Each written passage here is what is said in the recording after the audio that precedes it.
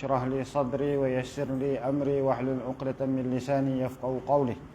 اللهم افتح علينا فتوح العارفين وذكرنا مما نسينا وعلمنا مما جهلنا برحمتك يا أرحم الراحمين.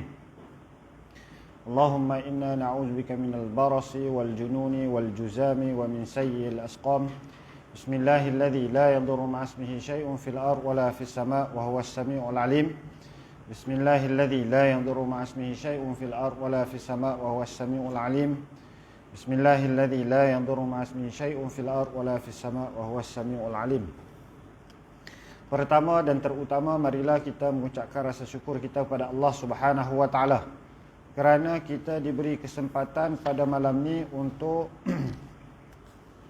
meneruskan perkongsian kita berpandukan kepada kitab Fiqhul Manhaji, Manhaj Fiqh Asy-Syafi'i.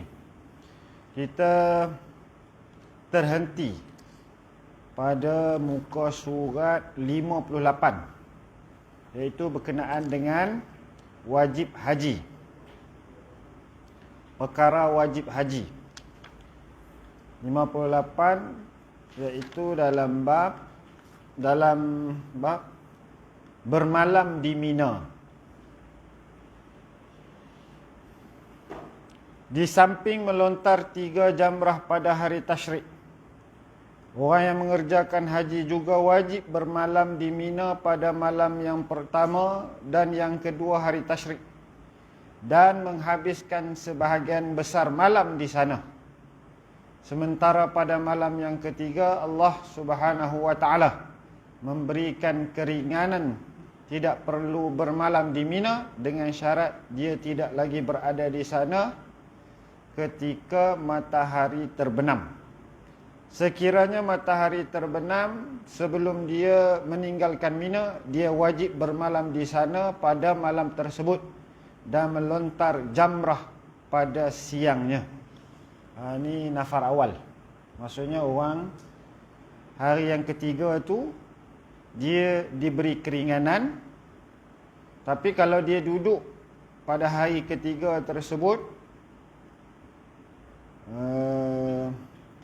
dia berada sehingga matahari terbenam, maka dia kena tinggal, dia kena teruskan, dia tak boleh nafar awal. Maksudnya dia kena tinggal 3 hari, bermalam 3 hari di Mina. Hal ini berdasarkan perbuatan Rasulullah sallallahu alaihi wasallam yang terdapat dalam hadis Jabir radhiyallahu anhu sebagaimana yang diriwayatkan oleh Muslim dan lainnya tentang cara ibadah haji baginda. Ini baginda sallallahu alaihi wasallam. Dan yang kelima, tawaf wada'. Menurut pendapat yang sahih, seseorang yang hendak meninggalkan Makkah, wada' ni maksudnya perpisahan. Kita nak keluar daripada Mekah, tawaf wada'. Menurut pendapat yang sahih, seseorang yang hendak meninggalkan Makkah selepas selesai mengerjakan semua ibadah dan amalan haji wajib melakukan tawaf wada'. Hal ini berdasarkan hadis an Anas radhiyallahu anhu annahu sallallahu alaihi wasallam lamma faragha min a'malil haji tafa lil wada'. Yang bermaksud daripada Anas radhiyallahu anhu, Rasulullah sallallahu alaihi wasallam manakala selesai mengerjakan ibadah haji, baginda melakukan tawaf wada'. Walau bagaimanapun perempuan yang dalam keadaan haid tidak dituntut melakukan tawaf wajib ini. Setelah melakukan tawaf wada', hendaklah segera meninggalkan Makkah. Jika tinggal lama dan tanpa keperluan atau tiada kaitan dengan perjalanan, seperti menziarahi orang sakit atau membeli belah, dia wajib mengulangi tawaf tersebut. Maksudnya kita nak keluar daripada kota Mekah ni, jadi kita kena wajib buat tawaf wada'. Lepas tawaf, balik, kemas-kemas beg, gerak. Dia tak boleh tunggu dalam masa yang lama. Kalau lama kita pula duduk shopping, duduk sembang lagi, bukan keperluan, bukan urusan untuk kita keluar. Mungkin urusan kita keluar ni, kita tunggu sekejap, tunggu kenderaan, kita kemas-kemas beg, kita nak gerak, itu makan masa sedikit, itu tidak mengapa. Tapi kalau dia tunggu lama yang bukan keperluan, dia sebut di sini membeli belah pula. Sebab kita orang suka membeli belah di saat akhir. Maka dia wajib mengulangi tawaf wadak tadi.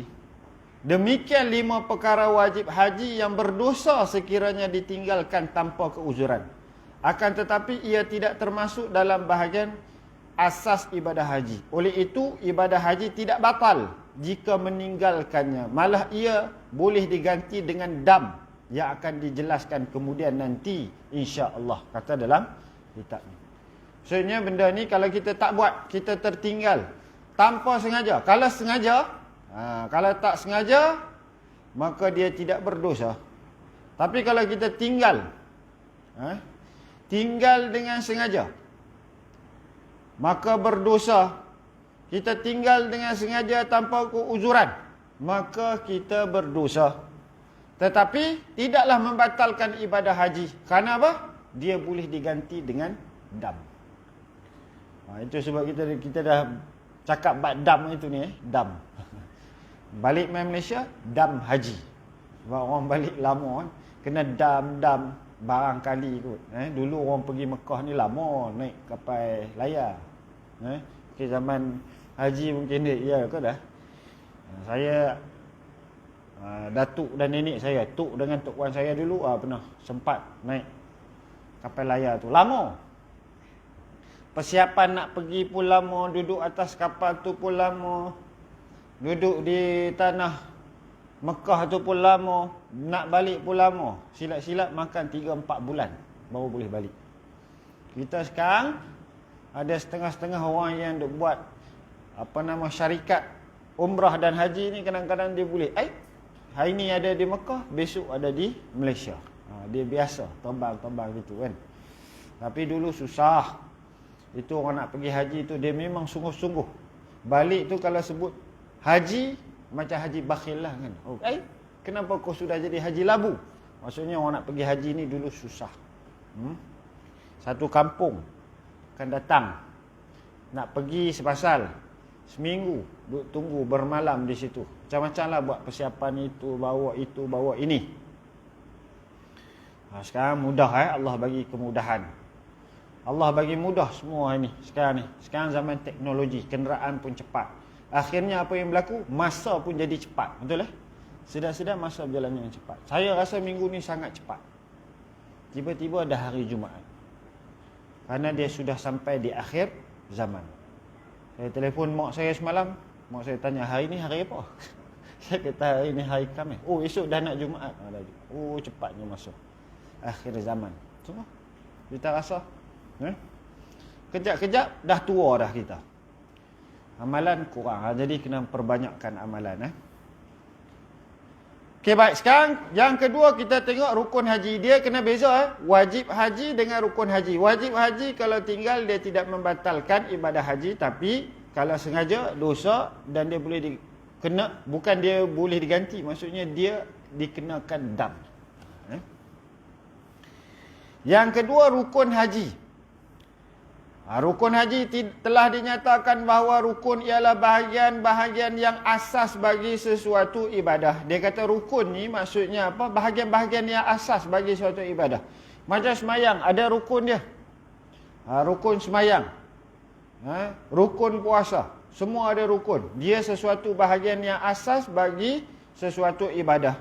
Justru rukun haji merupakan amalan yang sekiranya ditinggalkan satu daripadanya, ibadah haji akan terbatal dan tidak boleh diganti dengan sebarang kafarah atau fidyah. Maksudnya tak boleh ganti, batal terus. Yang pertama dia kata ihram. Sebagaimana yang diketahui maksud ihram berniat mengerjakan haji. Begitu juga telah disebut cara, adab dan syarat-syaratnya ibadah tersebut. Kita dah bicara bab ihram ni. Dia kena berniat ihram untuk mengerjakan haji. Kalau dia tak niat, maka dia tidak terbatal lah. Sebab dia tak niat ihram. Tak niat ihram haji, maka terbatal. Jadi mudah fahamnya kita tak niat, pergi-pergi sampai tak niat. Maka dia terbatal. Dah habis balik baru teringat, niat tak niat ada juga niat tak niat. Maka terbatal. Begitu juga telah cara-cara dia kita dah siri yang lepas, bab yang lepas kita dah bicara bab ihram ni. Jadi siapa yang ketinggalan boleh rujuk baliklah. Tengok. Kalau tak faham, yang ketinggalan tu baca tak faham, boleh tanya orang yang datang seperti haji. Dia sudah menjadi murid tetap. Dia memang kebal lah. Saya setakat lah dia memang kebal. Jadi boleh dilantik sebagai ketua kelas. Maksudnya boleh buat halaqah. Yang kedua, wukuf di Arafah. Ni penting ni, wukuf ni. Kalau tertinggal wukuf ni maksudnya tak jadi haji tahu tu. Sampai-sampai dah tamat waktu wukuf, maka tak jadi. Rukun ini berdasarkan hadis sahih. Al-hajju Arafah. Man jaa lailah jam'an qabla tulu'il fajri faqad adrakal hajj. Yang bermaksud haji itu ialah Arafah.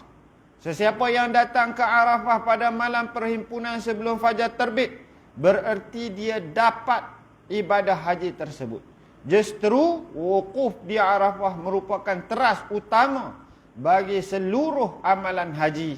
Seolah-olah ibadah haji itu hanya semata-mata wukuf di Arafah. Arafah ialah nama bukit yang berbanjar ke Mina. Kira-kira 20 km ke tenggara Mekah. Ini kedudukan dia lah. Maksudnya kena wukuf. Rukun haji ni wukuf. Disebut wukuf ni sangat penting. Seolah-olah haji itu adalah wukuf. Itu. Nak menunjukkan bahawa wukuf ni adalah sangat penting. Perhimpunan terbesar umat Islam ialah pada hari wukuf di Arafah. Siapa ada pengalaman, Masya Allah, putih semua. Waktu itu tak dibezakan kau pangkat apa, datuk, datin dan sebagainya. Cuma mutaakhir ni, dia ada beza-beza sikit dengan berdasarkan package. Ada dapat tilam, ada dapat ni sikit, sejuk sikit. Tapi hakikat yang sebenarnya perhimpunan kita tidak ada beza. Begitulah gambarannya. Itu kecil tu, bau kecil ni. Kalau di padang mahsyar, Allah Rabbi. Itu kita duduk berlumba-lumba nak mencari sesuatu bekalan kita. Tak pergi lagi pada timbangan tu, tak pergi pada mizan lagi, tapi kita duduk di padang mahsyar pun kita kena berlumba-lumba mencari perlindungan. Ada 7 golongan yang diberi lindungan oleh Allah Subhanahu Wa Taala pada yaumul mahsyar. Itu cari tu 7 golongan tu, kita dah sebut banyak kali dah. Salah satunya adalah ahli masjid, orang yang suka hadir ke, yang dia sentiasa berada di masjid dan dia dikenali sebagai ahli masjid. Itu 7 lindungan. Wukuf di Arafah. Wukuf di Arafah ni pun komplain. Komplain. Sedangkan dia adalah rukun. Macam-macam orang komplain. Panahlah, apalah. Inilah cabaran. Begitulah gambaran kita nanti di Yaumul Mahsyar nanti. Wukuf di Arafah mempunyai syarat-syarat yang tertentu. Yang pertama, wukuf hendaklah dalam tempoh waktu zuhur, hari yang ke-9 Zulhijjah, hingga fajar terbit pada hari raya Korban. Ini berarti seseorang yang wukuf di Arafah sebelum atau selepas tempoh tersebut, hajinya tidak sah. Dia pergi sebelum, maka tidak dianggap sah. Dia pergi belum sampai waktu wukuf. Waktu wukuf ni zuhur hari yang ke-9 hingga fajar terbit hari raya Korban. Maka ketika itu dia dinamakan wukuf. Tapi dia pergi sebelum atau dia pun pergi selepas, maka hajinya tidak sah. Dalam hal ini memadai berada di Arafah seketika daripada tempoh wukuf tersebut, sama ada siang ataupun malam. Namun afdal menghimpunkan kedua-dua bahagian siang dan malamnya. Justru sesiapa yang meninggalkan Arafah sebelum matahari terbenam, dia sunat menyembelihkan binatang ternakan sebagai dam, disebabkan berlainan daripada perbuatan Rasulullah sallallahu alaihi wasallam. Dia mula daripada gelincir matahari. Saya cerita dah wukuf ni kadang-kadang kita tersilap. Sampai pagi tu kita dah ni. Padahal waktu wukuf ni dia bermula apabila gelincir matahari waktu zuhur tu. Waktu itu mustajab berdoa. Tapi sayangnya sebab Amal pada ketika itu dia agak cuai sikit. Sebab dia pun sampai awal. Sampai awal dah lama dah hilang semangat. Awal tu semangat lah, zikir dan sebagainya. Sampai waktu rukuk, tidur pula. Tak betul lah. Jadi kena tahu. Cara kita nak buat ibadah ni kena tahu. Itu pentingnya ilmu. Dia bukan buat banyak. Ilmu tu sangat penting. Maka waktu rukuk itu adalah zuhur hari yang ke-9 sehingga fajar terbit pada hari raya Korban, yakni 10 Zulhijjah. Maka kena himpun dia antara siang dan malam tu paling afdal. Tapi kalau kita bergerak keluar sebelum waktu malam, maka sunat menyembelih binatang ternakan sebagai dam disebabkan berlainan dengan perbuatan Rasulullah sallallahu alaihi wasallam. Jadi kalau ada seketika pun dia dianggap sebagai wukuf, cuma dia bertentangan dengan perbuatan Rasulullah sallallahu alaihi wasallam saja, dan dia sunat untuk membayar dam. Yang kedua, wukuf di tempat yang dikehendaki di kawasan Arafah. Dia tak boleh. Di tempat lain tak boleh. Tiba-tiba dia wukuf di hotel dia. Dia kata di Mekah ni. Tak boleh. Dia kena wukuf di Arafah. Di kawasan Arafah. Ada kawasan yang dikenali sebagai Arafah. Semua pergi berhimpun di situ. Arafah ni disebut dalam sini sebagai satu nama bukit yang berbanjar ke Mina. 20 km ke tenggara Mekah. Saya tak tahu nak cerita macam mana. Nanti sampai, pergilah. Saya pun baru sampai sekali ya. Jadi cerita secara teori kita belajar mengaji dan sebagainya, diberi gambaran dan kita praktikalnya di sana. Nak pergi pula kita kerajaan Malaysia ni melalui tabung haji bagi lagi kursus. Tak cukup dengan kursus tu, ada pula kursus intensif daripada agensi-agensi dan sebagainya. Ini basic supaya kita tahu rukun wajib haji, rukun haji sebagai basic. Nanti pergi kita tak jadi ternganga-nganga. Masuk pula kursus intensif nanti, maka dia lebih padat, lebih terarah kita melakukan ibadah. Sebagai persediaannya kita kena bacalah. Itu sebab kita baca semua jilid. Semua kita akan sentuh. Puasa, zakat, haji, supaya sekurang-kurangnya kita ada sedikit maklumat. Kalau tak ingat pun kita tahu berada dalam kitab mana, disebut dalam kitab mana. Itu sebab saya cadangkan memang beli simpan. Nanti teringat nak tengok ada bahan rujukan. Dalam rumah kita seboleh-bolehnya belilah. Himpun. Ni tak mahal mana, itu berapa belah ringgit je. Himpun. Saya bukan jadi kempen, bukan saya jadi ejen, bukan. Ini memang boleh didapati di Jabatan Mufti lah. Beli himpun. Senang kita nak buat rujukan. Kurang-kurangnya kita ada asas, kita rujuk di mana. Itu sangat penting. Kadang-kadang tak tahu, kita ternganga-nganga, pegang sini, pegang sana. Kita semayang tak tahu ikut ikut orang dan sebagainya. Itu yang jadi kadang-kadang caca merba. Penting ada bahan rujukan asas. Asas tu perlu ada. Wukuf di tempat yang dikehendaki di kawasan Arafah. Hal ini berdasarkan hadis sahih, mahuna waqaftu wa arafah kulluha mauqifun. Yang bermaksud di sinilah aku berwukuf dan seluruh Arafah adalah tempat berwukuf. Maksudnya tempat berwukuf ni adalah Arafah. Oleh hal yang demikian tidak memadai wukuf di Urnah yang bersetentangan dengan sepadan Arafah yang ditandai dengan batu-batu besar. Ini satu tempat yang dekat dengan sepadan Arafah ni, kita pergi tak masuk Arafah, maka dia tidak memadai, tak sampai makna. Maksudnya kalau tak cukup syarat, maka rukun tadi akan terbatal. Maka bila terbatal, maka dia rosak haji tu. Bukan rosak, batu batal, tidak sah haji. Jadi kena berhati-hati. Dia kena tuan-tuan jangan tak boleh bayang tau, tak boleh bayang. Kita tak boleh bayang. Itu sebabnya masa saya pergi dululah, nak cerita sedikit pengalaman lah. Dia tak kira dia mengaji, dia punya degree syariah, master dia pun syariah, tambahan dia buat PhD syariah, tambahan pula dia pula mengajar dalam bidang syariah. Ada seorang, waktu saya pergi tu ada dalam grup tu, dia seorang pensyarah bahagian syariah. Dia pun bila orang tanya dia pun tak berapa nak, dia boleh bagi tahu secara teori. Sebab apa? Dia bukanlah orang yang berkemahiran dengan tempat tu. Dia cuma boleh bagi tahu, dia kena rasai, dia kena, sebab dia orang yang berada di situ saja. Itu sebab ada mutawif tu, dialah yang akan guide kita. Tabung haji, kalau kita pergi melalui tabung haji, ada mutawif dia. Itu bagusnya Malaysia lah tabung haji ni. Maksudnya dia delegate. Jangan kita memandai-mandai, terutamanya orang yang tak pernah pergi ni. Kadang-kadang dia suka memandai-mandai. Itulah kata apa nama Hatta dalam lagu dia, mandai-mandai kan. Jadi sesat habis. Jadi ikut. Pastikan ikut. Jangan kita dengar baca sana baca sini, pergi sana rosak. Jadi kena betul berhati-hati Sebab kita tak tahu kadang-kadang sepadan, kita tak tahu. Dalam kitab sebut macam ni, kita tak tahu situasi sekarang ni sepadan dia macam mana. Kalau pergi tahun ni, tahun depan dia dah berubah. Masjid tu, Masjidil Haram tu dia makin hari makin berubah, makin besar, macam-macam. Jadi kita perlu orang yang dalam bidang dia, yang mutawif tu, yang sebagai pemandu tu. Itu sangat penting Cuma ni sebagai asas kita kena faham lah.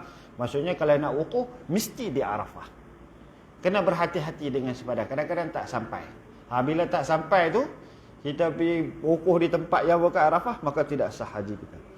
Lakukanlah solat maghrib dan isyak secara jamak takhir di Muzdalifah semasa perjalanan balik ke Mina, kerana menurut perbuatan Rasulullah sallallahu alaihi wasallam dan menyuruh berbuat demikian sebagaimana yang dinyatakan di dalam hadis.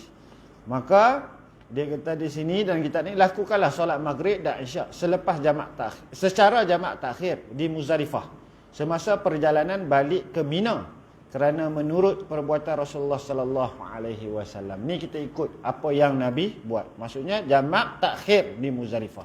Itu bergantunglah dengan keadaan dan apa yang dianjurkan oleh mutawif nanti. Selalunya daripada travel agent, daripada tabung haji, dia akan bagi. Akan bagi panduan. Kadang-kadang kita tidak maksudnya mengikut keadaan masa. Orang terlalu ramai. Pergerakan kita terbatas dan sebagainya. Maka dia orang akan bagi panduan-panduan. Kita ada setengah kita tak boleh buat benda-benda yang ditunjukkan oleh Nabi. Tapi dia bukanlah satu benda yang rukun. Ini perbuatan Nabi. Maka ketika itu kita sebaik-baiknya ikut apa yang diarahkan oleh tabung haji lah. Selalunya tabung haji lah Tapi dalam ni dia kata apa? Dalam kitab ni sebaik-baiknya lakukanlah solat maghrib dan isyak secara jamak takhir di Muzdalifah semasa perjalanan balik ke Mina, kerana menurut perbuatan Rasulullah sallallahu alaihi wasallam. Seterusnya rukun haji yang ketiga ialah tawaf ifadah. Tawaf ifadah berdasarkan firman Allah Subhanahu wa taala, a'udzubillahi minasyaitonir rajim. Wal yatawafu bil baitil atiq. Yang bermaksud dan hendaklah kamu tawaf akan Baitullah, yakni Kaabah yang tua sejarahnya itu. Begitu juga perbuatan Rasulullah sallallahu alaihi wasallam sebagaimana yang tersebut dalam hadis Jabir yang diriwayatkan oleh Muslim. Ini dia berbeza dengan tawaf tadi, wajib haji tadi tawaf wada kan. Ini tawaf ifadah namanya. Tawaf ifadah yang termasuk dalam rukun haji. Ini wajib. Ini rukun yang perlu dibuat. Kalau tak buat tawaf ni maka tidak sah. Itu sangat penting. Tadi tawaf tadi, ini tawaf wada. Maksudnya kita nak keluar daripada kota Mekah selepas kita buat ibadah haji, selepas kita dah lengkapkan rukun haji, maka kita nak keluar, maka tawaf wada. Tapi sekarang ni yang maksudnya tawaf ifadah ni adalah rukun haji yang kita kena buat. Selepas kita niat ihram tadi, wukuf di Arafah, lepas tu kita rukun haji lagi, tawaf ifadah. Melontar bukan. Melontar bukan rukun haji. Melontar wajib haji. Wajib haji. Kalau kita tinggal sengaja berdosa. Kalau kita tinggal kerana keuzuran, maka kita kena bayar dam. Samalah yang tadi sengaja pun bayar dam juga. Tapi maksudnya apa? Berdosa. Tapi kalau ada keuzuran, tidak berdosa, bayar dam juga. Tapi dia tidak membatalkan haji. Itu beza wajib dengan rukun tadi. Sekarang ni tawaf ifadah. Tawaf ifadah ni rukun. Maksudnya kena buat. Syarat sah tawaf. Ni kena tengok betul-betul. Ni kalau kita tak berhati-hati, kita tak faham betul-betul, nanti akan banyak fatwa-fatwa yang keluar di Mekah tu. Lagi jumpa jemaah sini dia kita tak sah. Jumpa jemaah sini kita tak sah. Pening kita. Jadi was-was. Campur pula dengan bisikan was-was kita. Oh tak sah. Sudah. Kan? Siapa yang pernah pergi tu tahulah. Lagi jumpa jemaah daripada sini. Grup ni pula kata, oh tak boleh kena buat ni, kena jaga apa nama kita terpesong. Sudah. Tawaf pula kita sekali lagi. Jumpa pula kedua ni, tak sah lah apa ni tadi. Tanggung najis lah apa, bawa selipar tanggung. Itu yang lah kali 3 kali. 21 kali. Pengsan. Dek tawaf saja. Itu dia kena faham betul-betul. Di waktu ni mencabar. Balik kurus kita. Okey, baik. Syarat sah tawaf. Ni kena tengok betul. Hendaklah mempunyai semua syarat sebagaimana syarat sah solat. Iaitu niat, suci daripada hadas besar dan kecil, suci daripada najis, sama ada pada badan, pakaian atau tempat tawaf, dan menutup aurat. Ni kena semua lengkap. Cukup. Pakaian atau tempat tawaf tu mesti kena suci. Badan kita mesti kena suci. Suci daripada najis, suci daripada hadas besar dan hadas kecil. Maksudnya kena ada wudu. Mesti berwudu. Mesti dalam keadaan berwudu. Kadang-kadang hadas kecil, dia jadi tak faham. Jadi fahamnya kita apa? Kita mesti dalam keadaan berwudu. Dan menutup aurat sudah pastilah. Ataupun satu hal juga, sebab kita pakai apa? Kain ihram. Kain ihram ni kalau lama pakai lagi dengan letih tu, turun nampak pusat tu. Dia tak sedar. Allah, labbaik Allahumma labbaik, labbaik la syarika lak. Pusat tu nampak kau habis. Jadi berhati-hati. Duk tunggu tarik hang aku. Tambah-tambah yang ada pushback kat depan ni. Yang pushback tak nampak ujung jari. Kan? Kalau kita cuba berdiri, kalau nampak ibu jari okey lagi lah. Kalau tak nampak ibu jari tu berhati-hati sebab dia tak nampak ke ihram ni. Itu tu. Ihram ni kemah betul-betul. Ikat pula dengan tali pinggang supaya apa? Dia tak jatuh lagi. Kita terbuka aurat kita. Mai tengoklah nanti. Ada rezeki nanti tengok. Macam-macam orang, macam-macam. Tapi dia semangat lebih daripada kita lagi. Tapi dia dari segi aurat, dia terlupa dah. Bukan dia dia terlupa sebab terlalu penat, terlalu letih dan sebagainya. Tambah-tambah lagi semasa nak melakukan tawaf ifadah ni.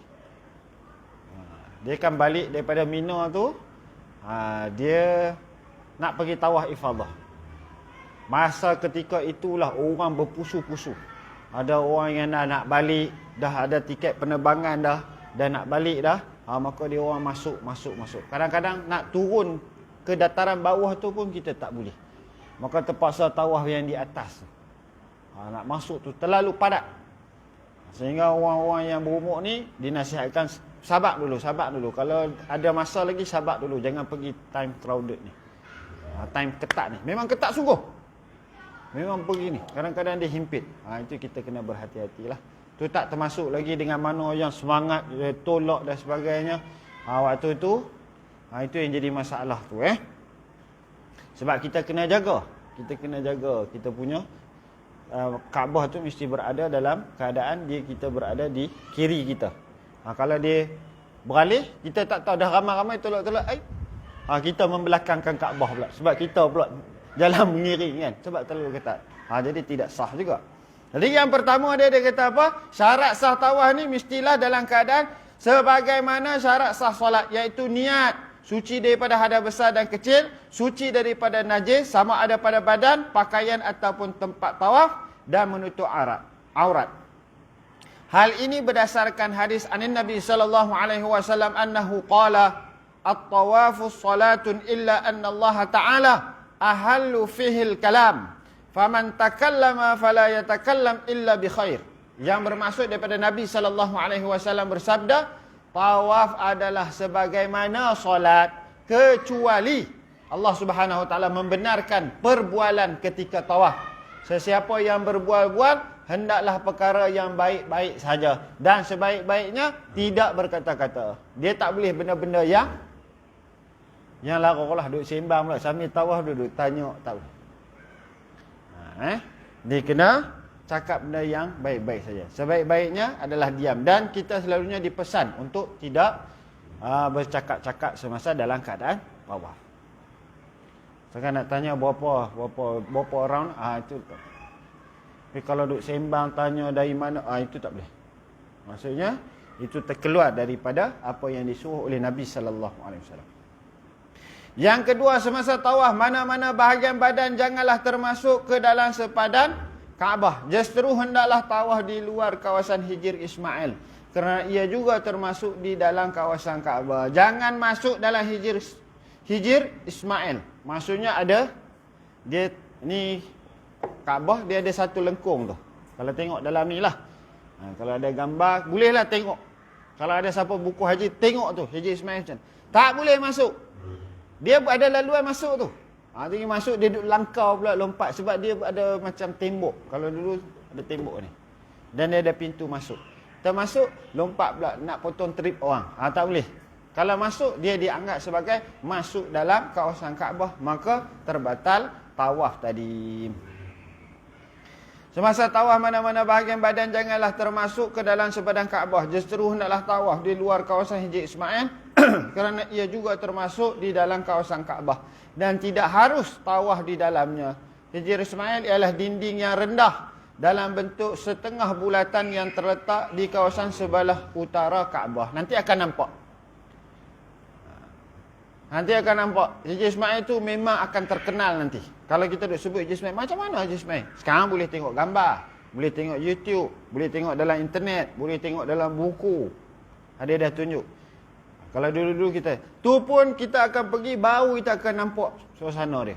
Waktu itu, orang akan terkenal dengan Hijr Ismail sebab berlumba-lumba nak semayang dalam Hijr Ismail tu. Tapi waktu haji, dalam keadaan tengah duk tawaf ifadah ni, jangan buat pasal. Dia pijak habis dia orang. Kalau guru saya dulu kata, tidak sah haji. Kerana apa? Berlaku peperangan. Maksudnya pergaduhan.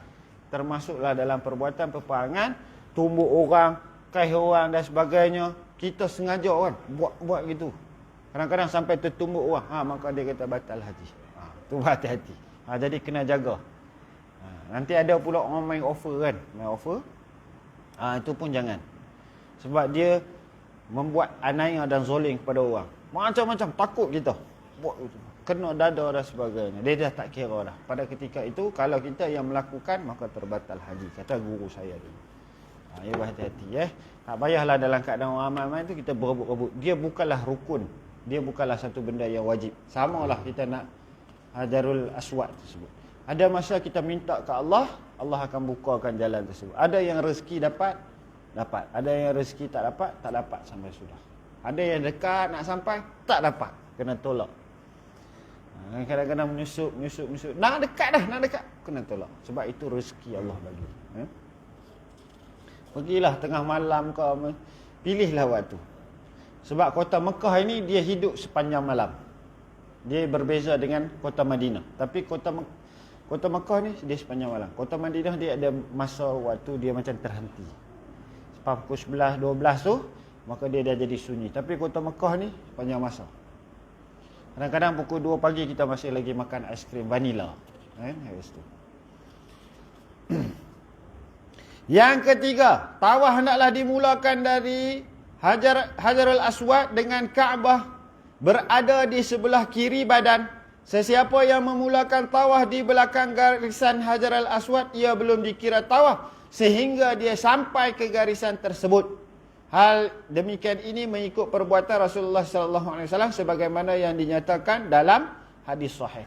Maksudnya di sini Hajarul Aswad dia ada satu Hajarul Aswad. Pastikan Kaabah ni di kiri kita. Selalunya dia dah bagi satu line. Jadi kalau belum sampai line tu dia tak kira lagi. Bila dia melepasi, maksudnya kita tak boleh mula depan. Mula depan tak boleh. Dia kena mesti mula di belakang tu lah. Bila dah lepas, baru dia mula kiraan satu. Masuk dua. Dan seterusnya. Tawaf hendaklah dimulakan dari Hajarul Aswad dengan Kaabah berada di sebelah kiri badan. Sesiapa yang memulakan tawaf di belakang garisan Hajarul Aswad, ia belum dikira tawaf sehingga dia sampai ke garisan tersebut. Hal demikian ini mengikut perbuatan Rasulullah sallallahu alaihi wasallam sebagaimana yang dinyatakan dalam hadis sahih. Dan yang keempat, hendaklah menyempurnakan tawafnya sebanyak 7 kali keliling. Dengan selesainya semua perbuatan tersebut, sempurnalah satu tawaf dan rukunnya. Demikianlah syarat-syarat tawaf, sementara sunat-sunat dan adab-adabnya akan dihuraikan kemudian insya-Allah. Maksudnya begitu. Maksudnya begitu. Maksudnya 7 kali. Nanti dalam bab tawaf ni kita akan bincang lebih teliti. Bagaimana kita nak stop dulu ke, boleh tak boleh. Kita nak buat satu balik. Okay, kita akan bincang secara teliti dalam bab tawaf nanti. Dia tawaf ni pun satu rukun yang perlu berhati-hati dan teliti. Sebab dia kena suci daripada hadas kecil dan hadas besar. Dan dia kena suci daripada najis. Itu yang perlu berhati-hati. Dan itu yang kadang-kadang ramai yang gagal. Jadi balik dia dengan sia-sia. Kita pun jadi runsing. Kadang-kadang ada orang dah 70, 80 pergi kan. Pasangan dia pun sama juga, 70, 80. Nak kata dia macam mana, dia pun kumpul duit lama itu baru. Pada ketika itu dia pergi dalam keadaan yang dalam, yalah, dia pun tak boleh bayang keadaan di situ. Dengan orang ramai, dia jadi tempat yang asing bagi dia. Dia jadi kalang kabut. Bab tawaf ni kadang-kadang dia kena berhati-hati. Dia kena ikut orang yang pandai. Itu sebabnya dia buat grup-grup. Ada orang yang jagalah. Ikut. Itu sangat penting lah. Sebab takut sekali lagi bab tawaf ni rosak dia. Rosak tawaf, habis. Okey, baik. Seterusnya sa'i di antara Safa dan Marwah. Safa dan Marwah merupakan dua bukit yang berhampiran dengan Kaabah. Manakala sa'i di antara kedua-duanya bermaksud berjalan dari Safa ke Marwah dan sebaliknya sebanyak 7 kali, iaitu dari Safa ke Marwah dikira sekali dan dari sebaliknya dikira sekali, dan begitulah seterusnya. Bukan pi balik tu satu, pi satu balik 2 3 4 5 6 7. Kalau pi satu, tu jadi 14 kali pi balik. Tu. Hal ini berdasarkan hadis annahu sallallahu alaihi wasallam istaqbalal qiblata fi sa'i wa qala ya ayyuhan nas is'au. Yang bermaksud Rasulullah sallallahu alaihi wasallam menghadap kiblat untuk bersa'i, dan baginda bersabda, wahai manusia, kerjakanlah sa'i. Begitu juga hadis daripada Jabir yang diriwayatkan oleh Muslim tentang cara ibadah haji Nabi sallallahu alaihi wasallam. Antara kandungannya, summa kharaja minal bab ila Safa falamma dana minas Safa qara'a qawluhu ta'ala innas Safa wal marwata min sya'airillah abda'u bima bada Allahu bihi faraqiyas Safa hatta ra'al baita. Yang bermaksud kemudian baginda keluar daripada pintu menuju ke arah Safa. Apabila hampir sampai ke sana, baginda pun membaca firman Allah Subhanahu Wa Taala yang bermaksud sesungguhnya Safa dan Marwah itu ialah sebahagian daripada syiar, yakni lambang agama Allah. Dan baginda bersabda, aku mulai dengan suatu yang Allah memulakannya. Lalu baginda naik ke atas bukit Safa sehingga ternampak Kaabah. Dan dia ada tempat yang kita disunatkan untuk berlari-lari. Itu pun kita akan bincang dalam bab sa'i nanti.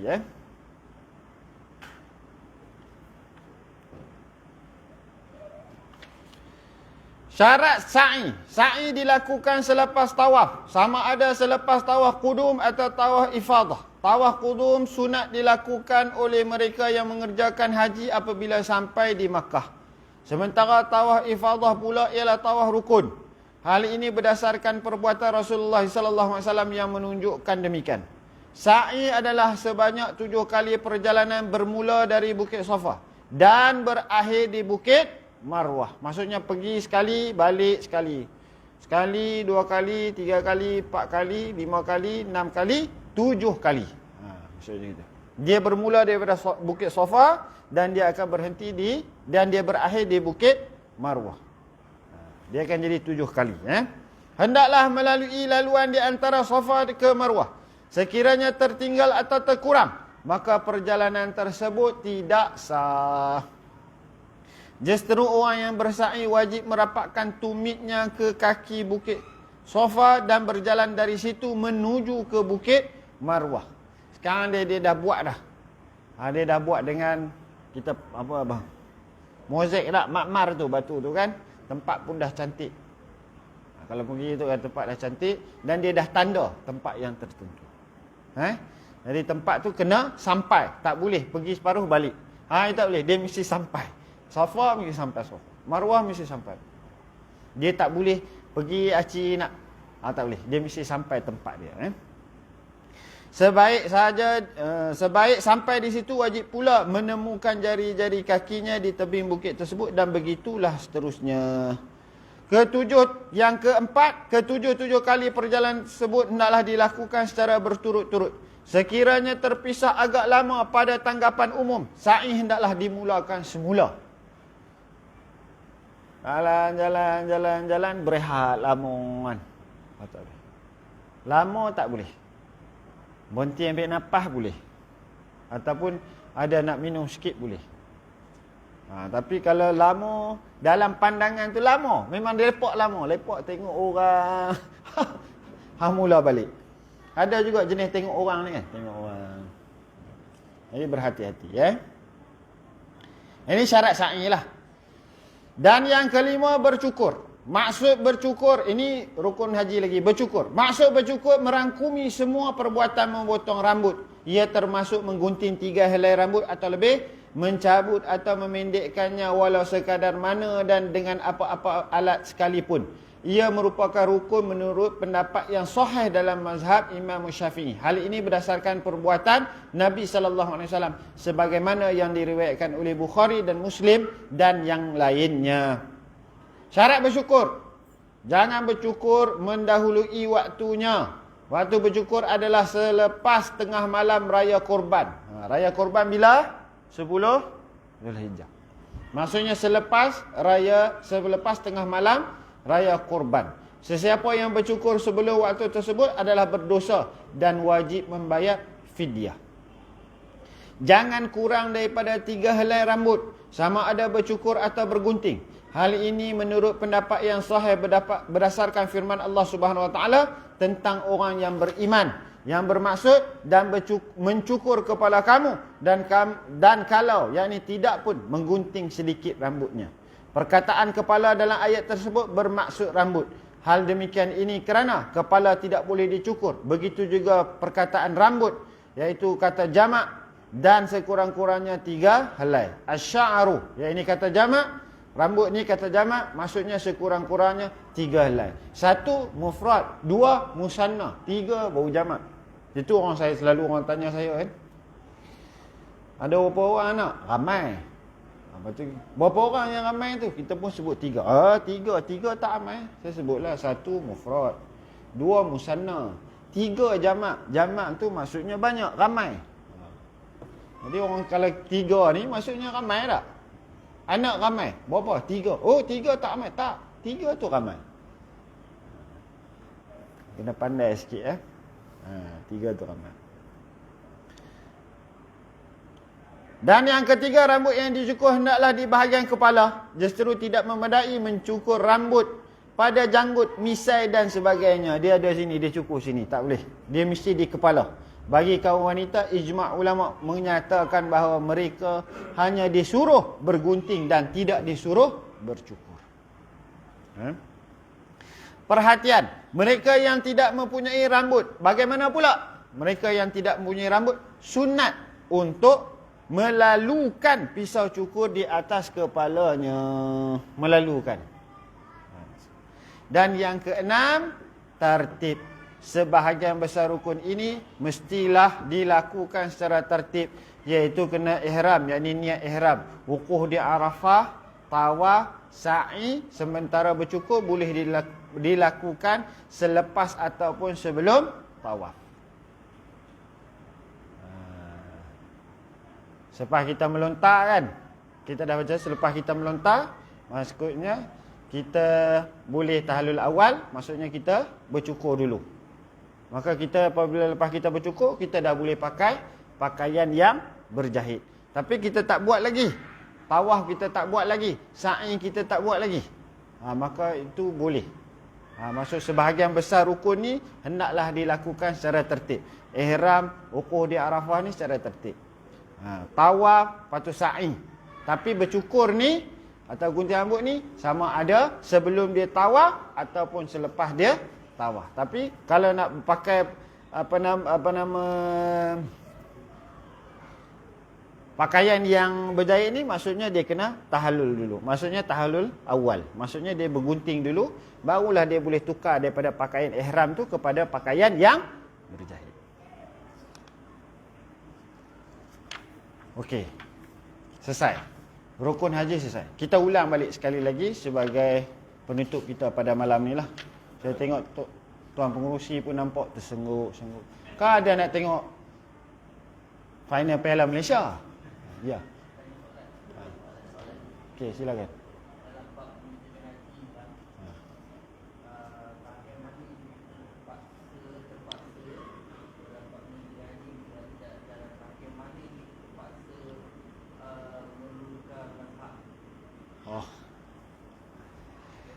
Dia dulu ada satu isu dalam bab tawaf. Bila kita tawaf ni, kita perlu suci daripada hadas kecil. Jadi nak jaga hadas kecil tu terbatal wuduk kan. Kalau mazhab Syafi'i, bersentuhan kulit lelaki dan perempuan tanpa berlapik itu adalah membatalkan wuduk. Maka dulu kita akan taklid mazhab yang lain, kita tukar. Maka ada pandangan mazhab yang lain, kalau bersentuh itu tidak membatalkan wuduk. Itu pandangan yang dulu. Tapi fatwa dah keluar, fatwa berkenaan dengan haji dah keluar. Ada pandangan dalam mazhab Syafi'i yang menyatakan untuk bab ni ada qaul yang mengatakan bahawa bersentuh kulit ni tidak membatalkan wuduk pada dalam ketika saat kita bertawaf itulah. Dipakai pada pandangan itulah. Kalau nak rujuk, boleh tengok rujuk dalam bab fatwa haji, bab haji. Dia ada fatwa yang menyatakan kenaan ada dalam mazhab Syafi'i, qaul dalam mazhab Syafi'i menyatakan bahawa bersentuhan kulit laki dan perempuan bersentuhan. Bukan dia sengaja sentuh, maksudnya dia tersentuh pada ketika itu tidak membatalkan solat. Lagi mana dia tidak menimbulkan syahwat lah, dia ada syarat-syarat di situ. Dia ada dah dalam fatwa haji itu. Tak perlu. Dulu memang, tapi sekarang tak perlu. Dalam keadaan yang disebut tu, dalam keadaan yang kita sukar untuk jaga adalah tawaf. Sa'i pun samalah dalam keadaan crowd. Dalam keadaan crowd yang ramai. Kita dah tak boleh. Ni kadang-kadang itu kan dia bercampur laki dan perempuan, semua bawa abut, kita tersentuh. Maka dia tidak membatalkan wuduk. Ada dalam pandangan kau dalam mazhab Syafi'i lah. Itu dah disebut dalam keputusan majlis fatwa pun dah ada sebut dalam bab haji tu. Saya tak ingat tahun bila, tapi saya memang ada tengok fatwa tersebut. Bolehlah tuan-tuan cuba Google dalam bab haji tu, fatwa berkenaan dengan tu. Dulu memang kita akan tukar untuk kita ikut mazhab yang menyatakan bahawa tidak batal apabila bersentuhan kulit lelaki dan perempuan, lagi mana tidak menimbulkan syahwat. Tapi sekarang kita dah ada kenaan dengan fatwa tadi itulah. Nanti kalau saya sempat, saya akan kongsikan pada siri akan datang. Saya ingat benda tu saya nak sebut pada siri akan datang. Dalam bab tawaf kita akan bincang secara teliti. Kalau sempat, saya akan cuba print lah fatwa tersebut dan bacakan di sini insya-Allah. Okey, baik. Boleh menjawab tu? Okey, baik. Saya nak ulang sedikit lagi sebagai sebelum kita penutup pada malam ni. Dia punya kesimpulan kita. Kita dah bincang berkenaan dengan amalan haji dan umrah. Ada dua, iaitu wajib haji dan juga rukun haji. Wajib haji ni seperti mana yang kita sebut, dia satu benda yang perlu dilakukan sekiranya kita tinggalkan secara sengaja berdosa, tapi dia tidaklah menyebabkan haji tidak sah ataupun dia tidaklah menyebabkan haji tersebut terbatal, tapi dia boleh diganti ataupun dia dikehendaki membayar dam.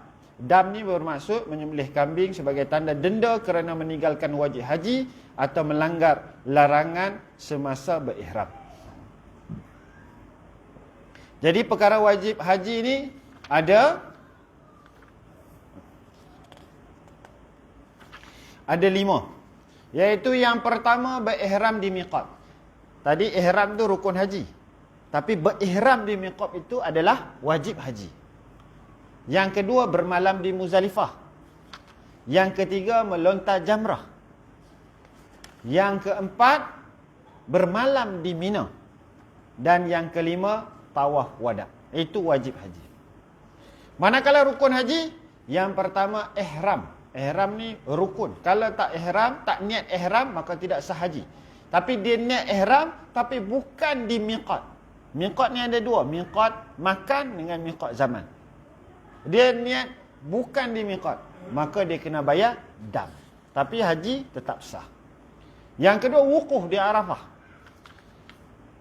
Yang ketiga, tawaf ifadah. Tawaf wada' tadi adalah wajib haji. Tapi tawaf ifadah, dia rukun haji. Ada juga orang sebut tawaf haji ataupun tawaf rukun. Dan yang keempat, sa'i di antara Safa dan Marwah. Orang sebut tawaf dan sa'i. Sebab apa? Kena tawaf dulu, baru sa'i. Dan yang kelima, bercukur. Ini kita cukur ni maksudnya sekurang-kurangnya gunting 3 helai rambut. Dia termasuk dalam bercukur lah. Tapi disebut adalah bercukur. Tapi kalau tak cukur, sekurang-kurangnya 3 helai rambut kita gunting. Dan yang keenam, tertib pada sebahagian besar rukun. Ini wukuf, ihram, niat ihram, wukuf kena tertib lah. Lepas tu tawaf sa'i. Adapun bercukur ni boleh dibuat sebelum tawaf ataupun selepas tawaf. Itu maksud tertib pada sebahagian besar rukun. Bukan tertib pada semua rukun. Kalau tertib semua rukun ni macam solat, tertib. Dia tak boleh tiba-tiba kita ingat rakaat ni kita ingat nak rukuk 4 kali ya. Lagi rakaat depan tak payah rukuk dah. Tak boleh. Dia kena ikut. Kena baca Fatihah, kena rukuk, kena sujud, dia kena ikut. Tidak sujud, duduk antara dua sujud, kena ikut semua tu. Adapun dalam bab haji ni dia ada 5 tadi, tapi yang sebahagian besarnya seperti ihram, niat ihram dan juga wukuf di Arafah ni mesti tertib. Tawaf mesti tertib dengan sa'i. Adapun bercukur tadi, dia boleh sama ada sebelum tawaf ataupun selepas tawaf. Itu di antara wajib haji dan rukun haji.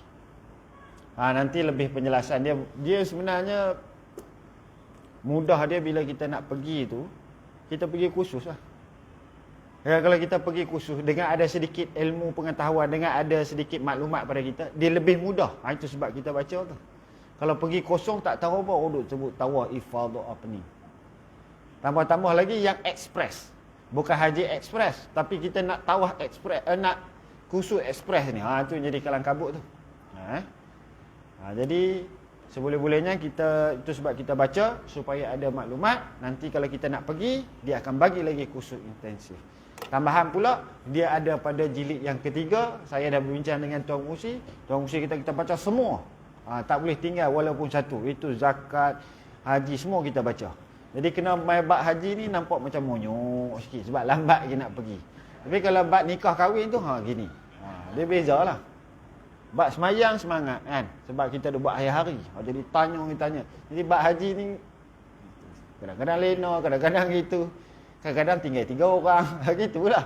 Tapi kalau bab yang sedap tu ni. Jadi adat kita mengaji, kita nak mengaji, kita nak ada silibus. Jadi Tuan Mursi kata pakai kitab ni. Mula daripada jilid 1 sampai habis. Jadi saya pun mula lah. Ni baru jilid 3, berapa tahun dah mai? Tak tahulah. Berapa tahun lagi nak habis.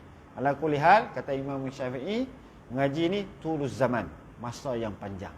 Tu saya tengok ni ramai dah lama mengaji, ada yang berjanggut dia janggut, ada yang beruban dia janggut, ada yang beruban semua, maksudnya lama. Itu memang syarat dia tulus zaman. Jadi kalau mengaji ekspres ni dia tak dapat. Dia mesti tulus zaman. Jadi jangan pusing. Okey baik, kita tangguh dulu malam ni sebab masa pun dah menunjukkan 8.40 dah. Lagi pukul 9 sepak mula. Jadi, kalau tak ni pun tak suka juga. Terpulang. Saya no comment lah bab tu Sebab dia pun Padang kita pun cantik. Yang ni yang terbaik di antara bangsa ni. Jadi bukan nak tengok game tu, nak tengok macam mana orang main di atas padang cantik. Itu saja. Sebab tak ada orang Selangor, tak ada orang Johor kan. Kita tengok orang main betul. Wallahu a'lam. Bismillahirrahmanirrahim. Alhamdulillahirabbil alamin wassalatu wassalamu ala asyrafil anbiya'i wal mursalin wa ala alihi washabbihi ajma'in. Radina billahi rabba wa bil islami dina wa bi Muhammadin nabiyya wa rasulah. Allahumma aftah alaina futuhal arifin wa dzakirna mimma nasina wa 'allimna mimma jahilna bi rahmatika ya arhamar rahimin.